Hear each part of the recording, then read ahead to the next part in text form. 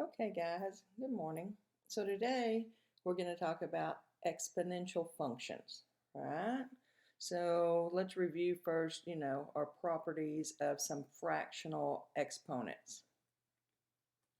Okay, so if we have a to some fractional exponent, remember what that means, okay? The denominator is your root, numerator is your exponent.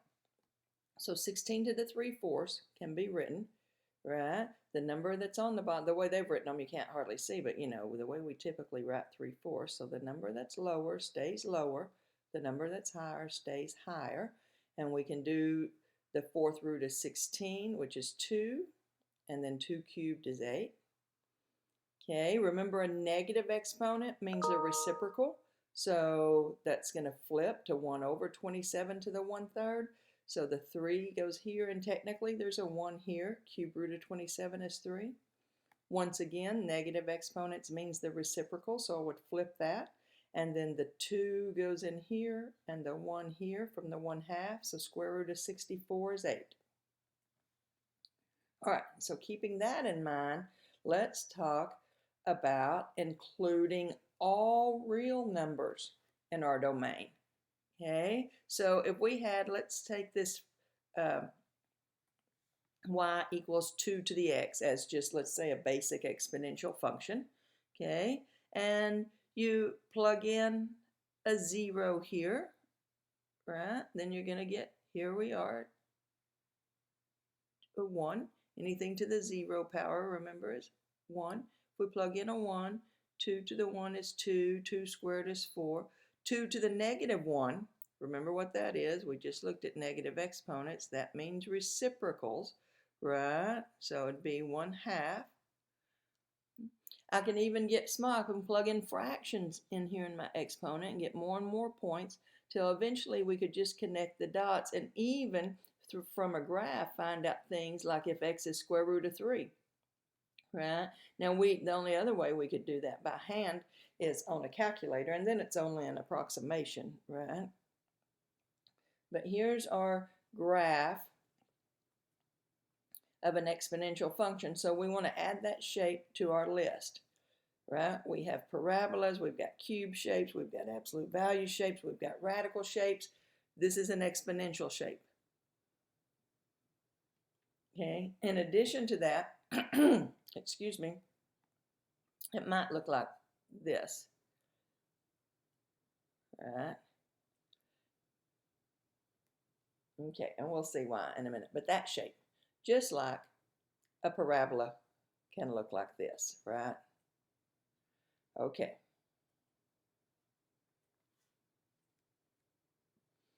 All right, here it says is some additional properties of exponents.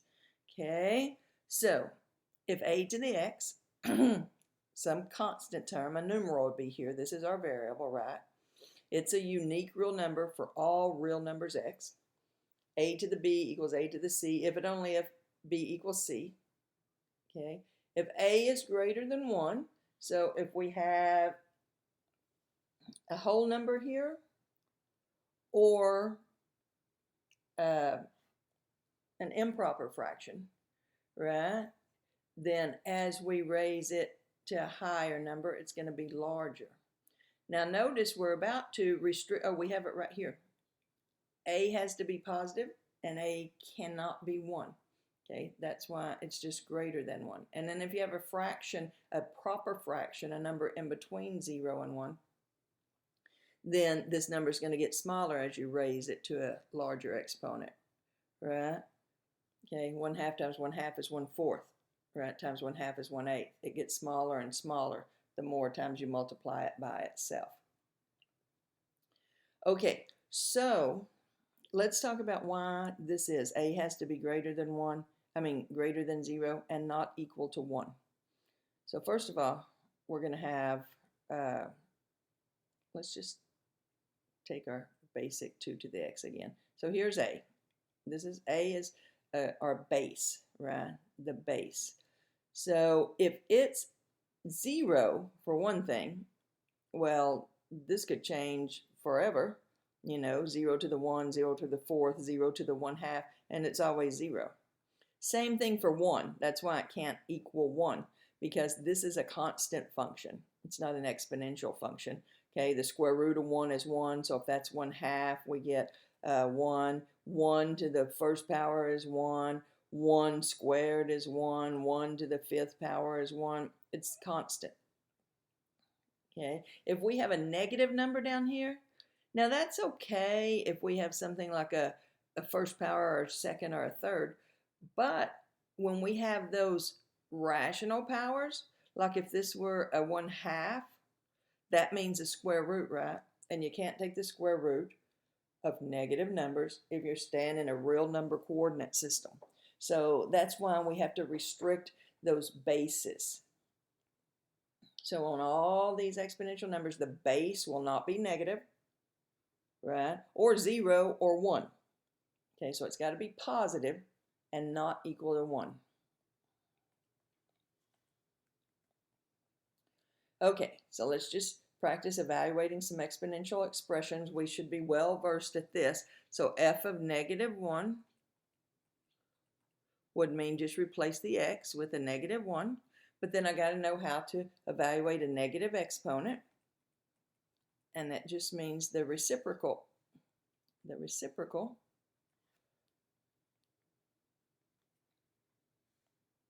So technically it's 1 over 2 to the 1. But 2 to the 1 is just 2.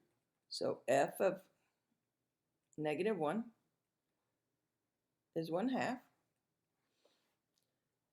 Okay, f of 3 just means take your function, replace the x with 3, and then simplify as much as possible. So 2 cubed is 8.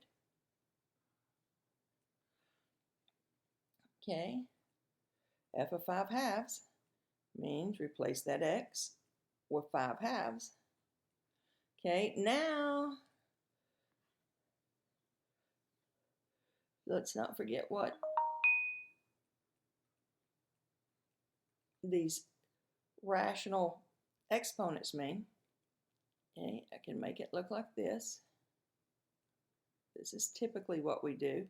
But if I can't do the square root of 2, if this was a 4 in here, this would be perfect, or a 16 or anything. Since I can't do the square root of 2, let's change those around. And see, that's what I want to try to do first, believe me. Make my numbers smaller before I make them bigger.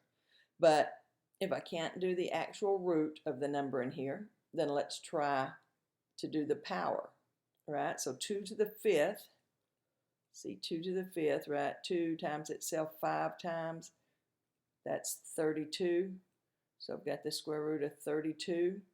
And let's see if that'll simplify any. So I could change that to 16 times 2, right? Remember, because then I can do this part. I can do the square root of 16. So I get f of 5/2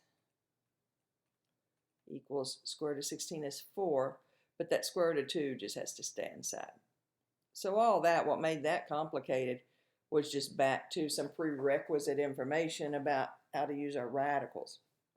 We might want to review that again because fractional exponents are going to be radicals. Okay.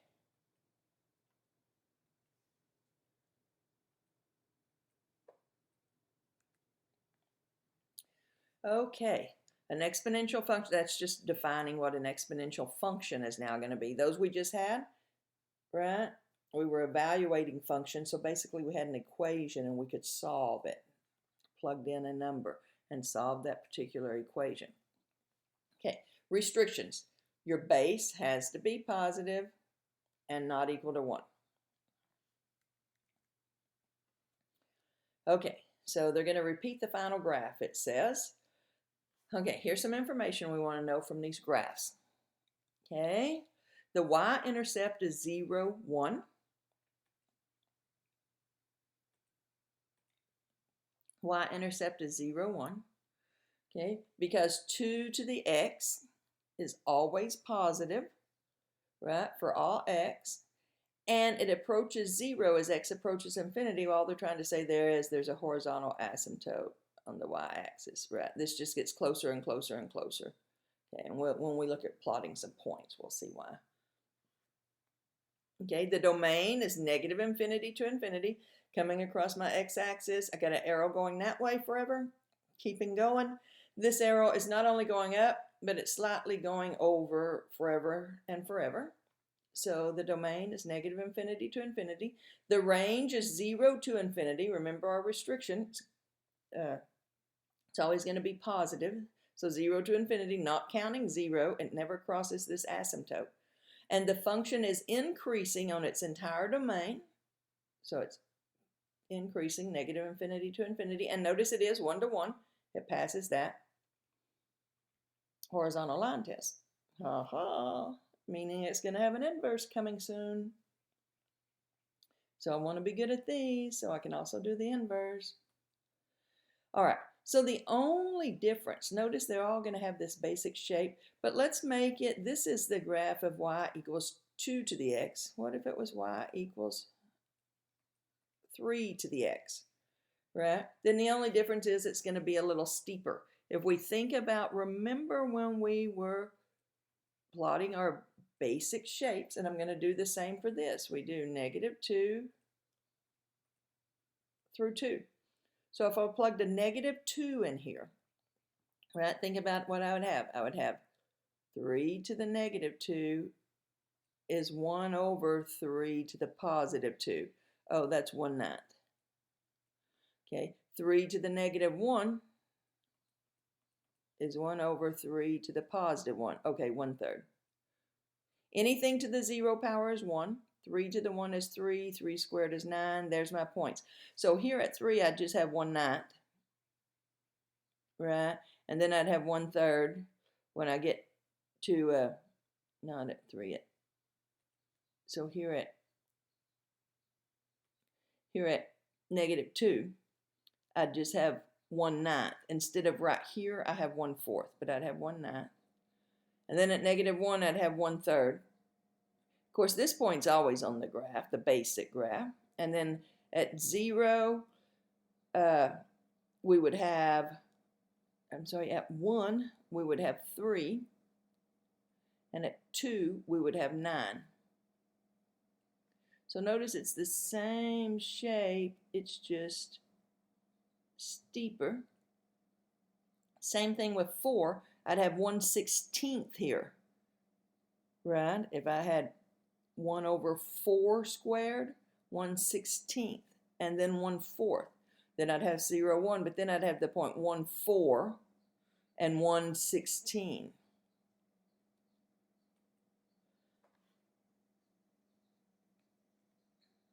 So they all have that same shape. They'll just be steeper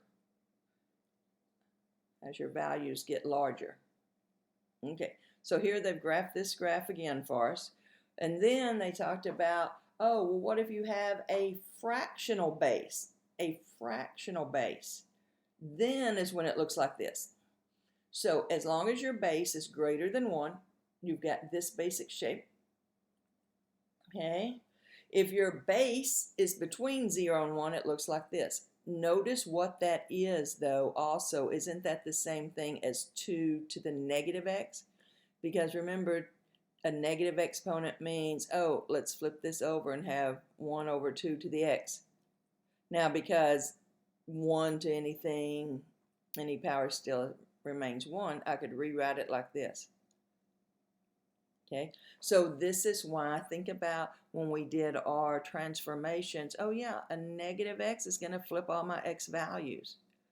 But because of the properties of a negative exponent, it's also the same thing as putting a proper fraction, the corresponding proper fraction, in as your base. So if you've got a -x or a fractional exponent with a positive x, not a fractional exponent with a -x, because then that negative makes it back looking like this, right? So if it either has a negative exponent on a whole number or a fraction as a base with a positive exponent, it's going to look like this. Okay, my x values are going to be interchanged.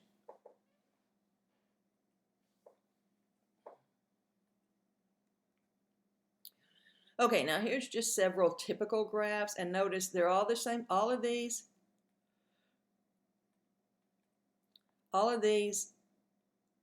have exponents bigger than 1, not exponents, but basis bigger than 1 with a positive exponent. And here's my 2 to the x in the blue. 3 to the x is just steeper, 10 to the x steeper yet. All of these have fractional basis, or you could rewrite this as 2 to the negative x, 3 to the negative x, 10 to the negative x, right? Those are the same thing. Okay, notice they've given you its features again. For all of them, the domain's negative infinity to infinity, and the range is 0 to infinity. Horizontal asymptote at the x-axis. Okay, if your base is bigger than 1, your function's increasing. If it's a proper fraction, the function's decreasing. Notice they all go through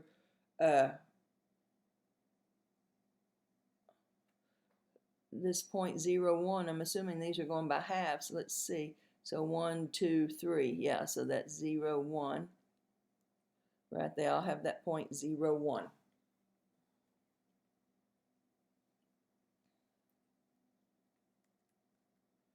Okay, characteristics of the graph. Your basic graphs, right? We're going to use translations on these too, so slide them around, and then but your basic graph, if it's just a base raised to an exponent, it contains these points, -1 with 1 over a, 0, 1, and 1a. And as we've said already 2 or 3 times, if your base is bigger than 1, it's increasing. If it's between 0 and 1, it's decreasing. X-axis is a horizontal asymptote. Domain, negative infinity to infinity. Range, 0 to infinity. So that's important characteristics of the graph that I want to know, because we're going to try to graph these things. All right, starting right now. All right, if I want to change this to 5 to the negative x, I can. All right, so either way you want to graph this. But what I'm going to do, just because this is what we're used to doing, is I know my shape for this. So I'm just going to do just like we did on all of our transformation and all of our basic graphs. We plot a few points, and if we know the shape, we can fill it in. So I'm just going to do the same thing that we've done all the course long, even though I have a couple of options here. But I'm going to do 1/5 to the -2. Now I just have to understand what a negative exponent means. That means I'm going to flip this and make it 5 over 1, or 5 to the +2. So this is 25. Okay, now I'm going to do 1/5 to the -1, which the negative exponent flips this to make it +5. Okay, I don't know why there's a negative on that 0, although -0 and +0 are the same. It doesn't matter, but okay. 1/5 to the 0 power. Anything to the 0 power is 1. Okay, 1/5 to the first power is just 1/5. And then 1/5 squared would be 1 squared and 5 squared, 1/25. And I got enough points. I know my shape. Now, because I also know that the x-axis, and it looks like I need a little room, maybe going up to 25, I'm going to put my axis down here since the whole graph is above that x-axis. Okay, and I need to go up to 25. So 3, 6, 9, 12, 15, 18, 21. Yeah, let's go by threes. 3, 6, 9, etc. All right, so I have -2, 25, 3, 6, 9, 12, 15, 18, 21, 24, right here.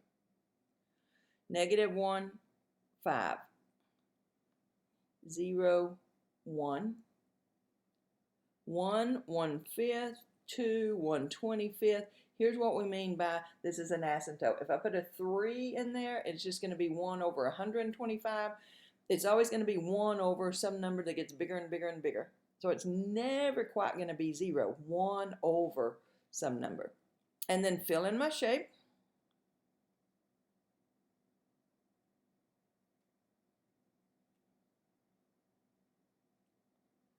And it fits what we knew. A fractional base or a negative exponent is going to be decreasing.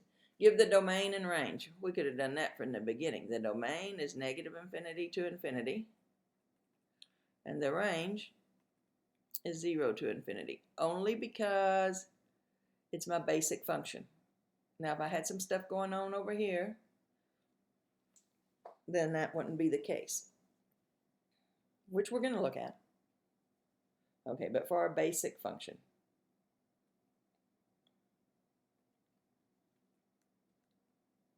Okay, like right here, we're going to look at it. Okay, so the way we're going to graph these things is we're going to use, notice, our transformations are still going to work.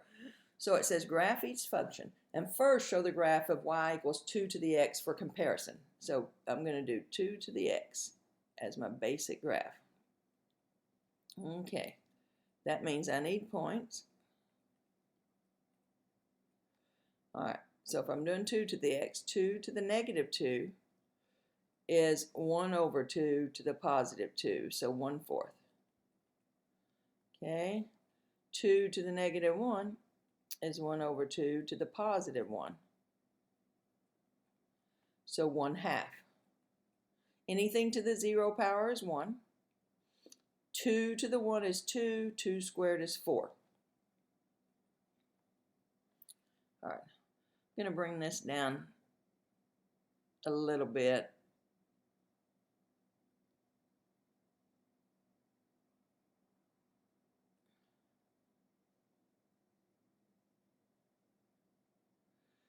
Why didn't I bring it down completely? I know I'm about to move that graph down one. Remember our transformations? All right, so I'm going to plot these points. -2, 1/4. I'm not going to actually draw that graph though, remember. -1, 1/2, 0, 1, 1, 2, and 2, 4.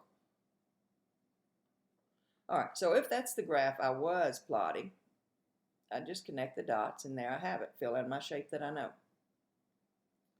All right, now for this one, right, I'll do it in red. For this graph, I'm just going to use transformations.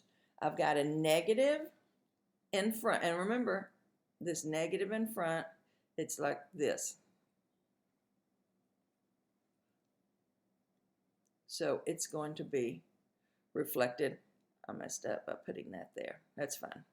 It's going to be reflected right over this x-axis. All my y values are going to be negative. Okay, nothing is happening to the x. The only thing we're going to change is the y values, and I'm going to make them negative. So instead of positive 1/4, this would be negative 1/4. Instead of positive 1/2, negative 1/2. Positive 1, negative 1. Okay, -2, and then this one's going to be way down here.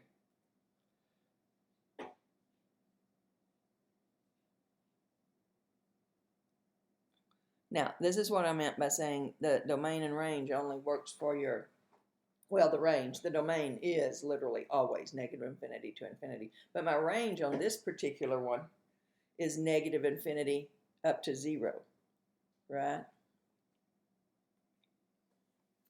All right. Now let's graph this one. Back to our basic function. Now what's happening is inside with the x, so it's going to affect the x values. Remember, anything inside with the x appears to do the opposite. So I'm going to move every point left 3. Okay, 1, 2, 3. Okay, 1, 2, 3. 1, 2, 3. 1, 2, 3. 1, 2, 3.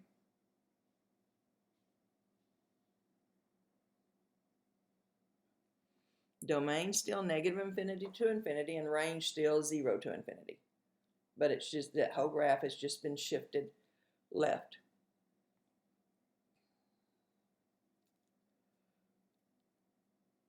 Let's see if this color shows up.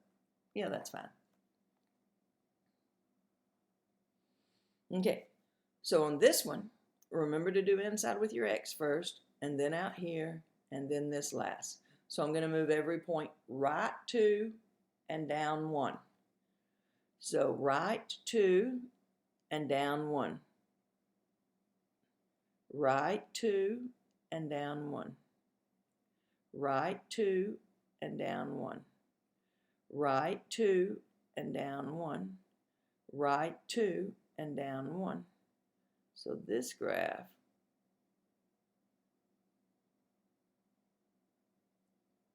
looks like this. Okay, still that same basic shape. Domain still negative infinity to infinity, but range is now 1 to, not including 1, because this has become the horizontal asymptote for this graph since I moved everything down 1. So range is 1 to infinity. Okay, so graphing these exponential functions is just like using our translations. We'll get the basic shape and then use translations.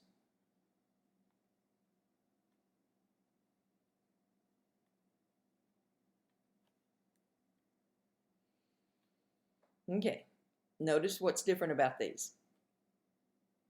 It says solve an exponential equation, right? We don't have functions now. They're all just x's. We don't have an x and a y. So that means that I should be able to get a numerical value for these things. It's not a graph. It's an equation. Difference between an equation and a function, right? Function, I've got x's and y's. Okay, so if I'm solving an equation, the key is I need to make my basis the same. Okay, I need to make my basis the same. Or the exponents. If the bases are the same and they're equal, the exponents have to be the same. Likewise, if the exponents are the same and the values are equal, then the bases have to be the same. Okay, so I'm going to look at my smallest number. Can I write 81 as 3 to some power? Yes, I can. So I'm going to change this to 1/3 to the x power equals, and 81, in case you don't know, just think about it, is 3 to the 4th. So say, what's 3 times 3 is 9, and 9 times 9 is 81, so there's 4 3s, or 9 times 3 is 27, times 3, 3 to the 4th. Now, I've gotten closer, but these are not exactly the same. I need this to be, instead of 1/3, right, I need this to be just 3. So remember what happens there. If my exponent is negative, it flips your base, right? So if I made this 3 to the negative x, then once the bases are the same, negative x has to be equal to 4 then. Negative x has to be equal to 4, so x is negative 4. And because it's an equation, I can plug it in and check, right? Let x be negative 4. A negative exponent is going to flip that to make it 3 to the 4th. And yes, that's 81.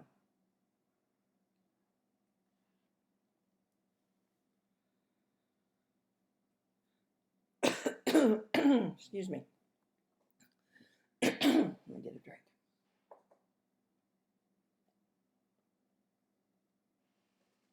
Same thing here. I'm going to make my basis the same. I'm going to start by saying, can I make both of them a 2? Yeah, I can change 8 to 2 cubed. Now, pay attention to our notation. It's really important, right?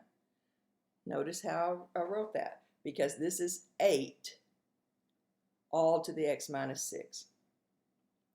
Okay, so I'm close. I got a base of 2 cubed and a base of 2.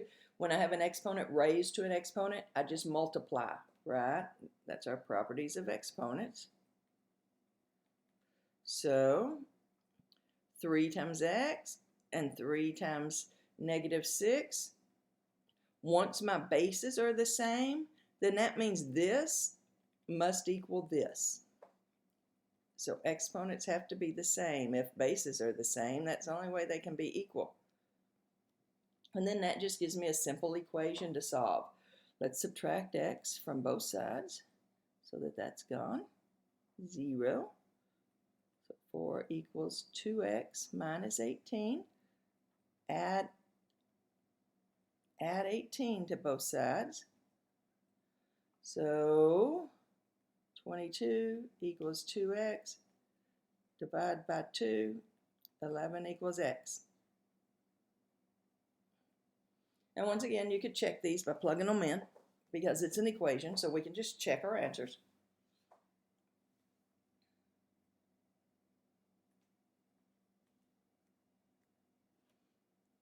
Okay, same thing. Okay, now right here, I really can't make my bases the same because one's a variable and one's a constant. So my goal is, well, then let's try to make the exponents the same, right? Or another option is I could think about, hey, we've already talked about solving equations like this. So I could raise this to the 3/4, right? Because 4/3 times 3/4, the 3's cancel, the 4's cancels, and make that 81 to the 3/4. And that would be the 4th root of 81 cubed. The 4th root of 81 is 3. We just talked about 3 to the 4th is 81, right? Cubed. So x is 27. Okay? So I could try to make those exponents the same, but we already know how to solve one. We got a variable down here, right? It's just a radical equation. Okay, same thing over here as the previous two. I've got numerical basis, so I'm going to try to make them the same number, and obviously I can see, hopefully, obviously I can see that that's going to be a 2. But my problem here is I have that square root of 2. Well, since I'm talking about exponents, let's put that radical in its exponential form. Okay, I should have as I was rewriting, and I'm going to do that. I already know I'm trying to get that base to be a 2, so let's change that 4 to 2 squared. Right? I see now, okay, I'm getting there, but I can't have this. So just like before, if you have an exponent raised to another exponent, you multiply them. So this would be 1/2 x, and then half times 4 is 2, and then 2 times x is 2x. Now, I have the basis the same. The exponents have to be the same if they're to be equal. So 1/2 x plus 2 equals 2x. First step, let's get rid of that fraction. Right now I'm just solving a regular linear equation. So x plus 4 equals 4x. Subtract x. So 4 equals 3x. Divide by 3. X equals 4/3. Okay, so solving exponential equations. Don't forget, we always have to pay attention to the difference between an expression versus an equation. If these were, well, that too, but an equation and a function. If these were functions, I'd be drawing the graphs.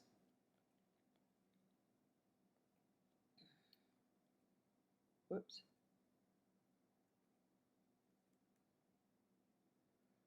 Okay, some applications of exponential functions now, or exponential equations. The most common one that everybody's going to run into at some time in their life is interest, so I think that's what we do here. But another really common one is, exponential growth and decay. So how we age things, the population growth, things like that, how we determine that bone is 25,000 years old. But I think the only application we're going to do in this section has to do with interest. And we need a couple of formulas for that. Here's our compound interest formula, right? Unless it's continuously compounding.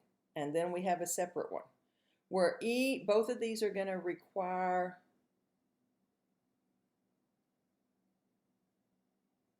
I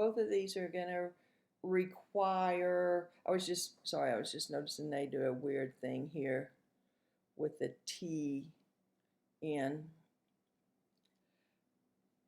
usually, let's see, I'm trying to think of, yeah, I guess usually, it looks odd for some reason. Just trying to think of what variable they usually use besides t. Oh, I think it's because normally it's written nt. Yeah, I just knew that looks weird. Okay, but nt, tn, doesn't matter. Yeah, n times t is what I used to.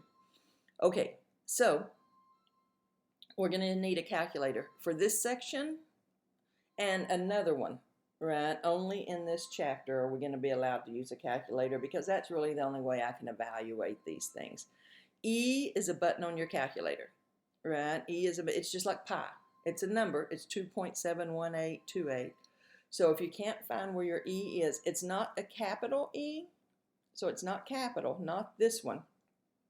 It'll probably look like this. And if you have a button that says LN, it's going to be using the second feature. That's going to be the E we're looking for. Okay? And I don't know why I said if you have a button that says LN. You will have a button that has an LN on it. And the E that we're looking for will be right above it. And you'll use your second feature to do that. I guess it might be possible that the E's on the button and the LN is above it. I don't think so, but I guess that would be possible. But they will be in the same location regardless. Okay, so P is the principal, and basically all these problems are going to involve is just knowing to plug into this formula. You don't have to memorize the formula, write the formula down, right? And P is your principal, the amount you started with. R is your rate of interest. It has to be in, so maybe you should make a list of this somewhere. P is your principal. R is your interest, and it has to be as a decimal, right? So you're going to have to change those percents to a decimal. N is the compounding periods. So if I said, and compounding periods per year. So if we said annually means once per year, N would be 1. If we said quarterly means 4 times a year, N would be 4. If we said weekly, there's 52 weeks in a year, so N would be 52. And T is the time in years. So if we said 6 months, T is 1/2, right? Because it's the time in years. Same thing here, you still have the P, the R, the T. Now you no longer have the N because you're going to use the E in place of basically the N. That's for continuously. And the only time you're going to use this is if it says continuously compounded, right? Then I move to this one. Any other one that just says compounded, I use this one.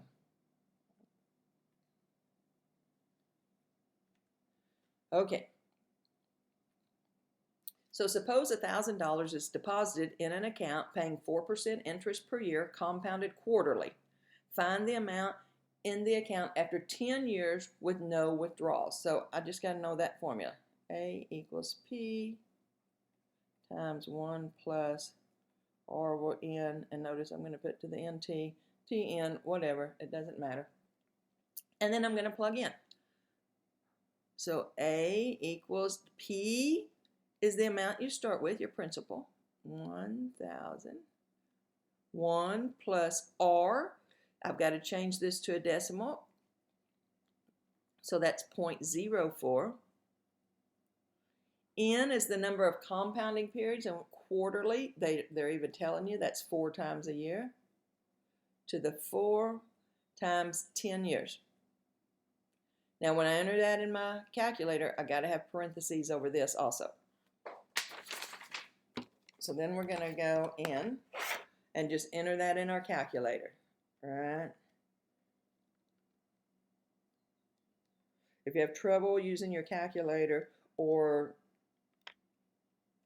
anything like that, just let me know, right? Because all calculators work slightly different, so you may have to call me with your particular kind of a calculator, and we'll figure it out.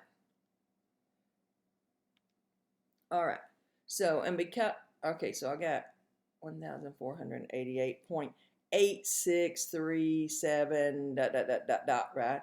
But because we're talking about money, you always round, unless it says round to the nearest dollar, you always round to the nearest cent. All right, so if you can't get your calculator to give you that answer, let me know.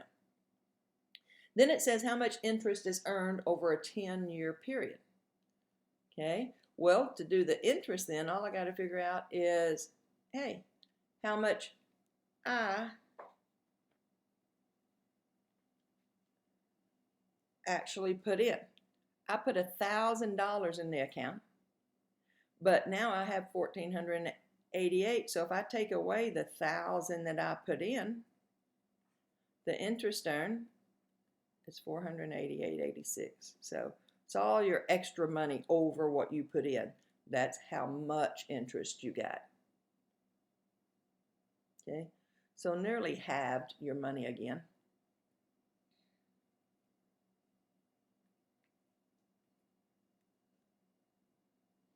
Okay. Becky must pay a lump sum of $6,000 in 5 years. What amount deposited today at 3.1 compounded annually? So anytime it mentions things like that, I know it's the compound interest formula. Will grow to $6,000 in 5 years. Okay, be careful, and they were pretty nice to you, giving you a clue. The present value. P is called the principal. It could also be called the present value, and A is the future value. So this time it's given me P, and it wants me to solve, right? Or it's given me A, and it wants me to solve for P. What amount deposited today? So it wants me to solve for P. Last time it gave me P. Okay, we'll grow to $6,000 in 5 years. This is the future in 5 years. That's the future value. So I'm going to put the 6,000 in for the A. And it's asking what's going to be the present value. So what's P? That's what I'm looking for. R, 3.1%. So I got to change that to a decimal. Over N, compounded annually. That's once a year. Okay, to the N, 1 times T, 5 years. So technically it looks like this. All right, so we can simplify that a bit since we've got some ones in there.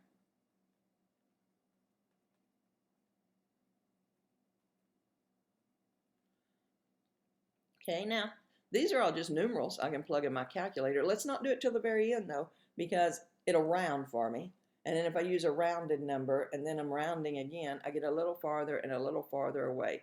So let's go ahead, and if we want to add these together, we can. We can make that 1.031 to the fifth. Or I could have left it like that. 1.031 to the fifth. So that's what P is. And enter that in your calculator.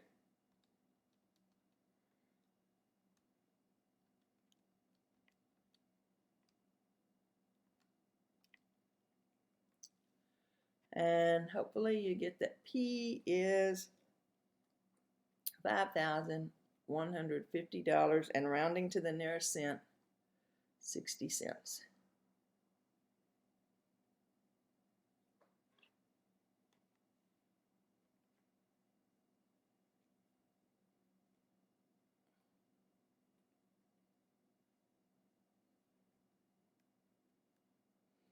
Okay.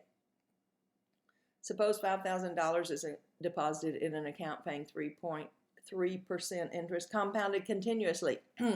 That's a different formula. Right? As soon as it says compounded continuously, I know my formula. Find the total amount on deposit at the end of 5 years. Okay, so 5,000 is deposited in an account. So that's what I'm starting with. So we're back to regular now. It's giving me the P, the present value, the principal, the amount you started with. Okay, and the E, remember, E is a number on our calculator. It's nothing I need to substitute for. 3%, that's our rate, and 5 years. Now remember, this has to be in parentheses, and just plug it in your calculator.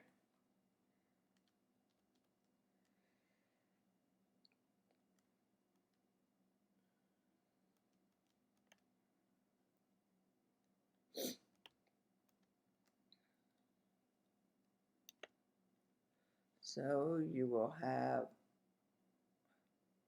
$5,809, and rounding to the nearest cent, 17 cents.